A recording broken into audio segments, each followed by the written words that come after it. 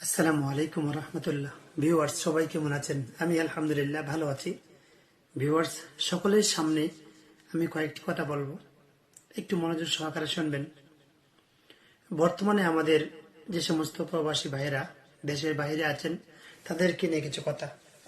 আমাদের জীবনে আমরা কিন্তু আমার মতো আর অনেক প্রবাসী, শত শত হাজার হাজার প্রবাসী ভাইয়েরা আছেন। কিছু প্রবাসী ভাই সচেতন আর কিছু ভাই অসচেতন। তো যারা সচেতন তারাই কিন্তু সফলতা অর্জন করতে পারছে প্রবাস জীবনে, কষ্ট করে বউ বাচ্চা ফ্যামিলি পরিবার নিয়ে একটু উন্নত হয়েছে।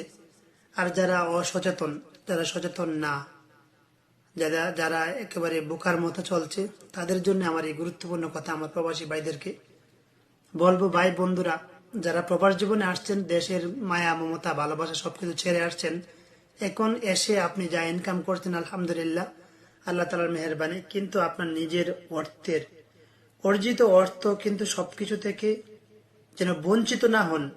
কোনো এক সময় যেন আপনি আপনার অর্থ সম্পদ নিয়ে দাঁড়াইতে পারেন, নিজে একটু প্রতিষ্ঠিত হইতে পারেন। এই জন্য আপনাকে বলবো, আপনার প্রবাস জীবনের সম্পূর্ণ ইনকামের টাকাটা সবটা খরচ করবেন না। আপনার পরিবারে আপনি দিবেন, অবশ্যই বাবা মাকে দিবেন, কিন্তু তা থেকে আপনার নিজের জন্য, নিজের ভবিষ্যতের চিন্তা করে কিছু টাকা অবশ্যই জমা রাখবেন।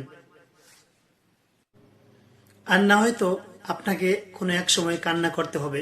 আমি আমার এই প্রবাস জীবনে বাস্তবে যতটুকু অভিজ্ঞতা হয়েছে, আমার আমার অনেক প্রবাসী ভাইয়েরা ছুটিতে যায়, দেশে গিয়ে মানে প্রবাসে থাকা অবস্থায় যে একটা কষ্ট করে বাবা মা ভাই বোন পরিবার বন্ধু আত্মীয় স্বজন প্রিয়জন আপন জনদের জন্য কত টেনশন করে।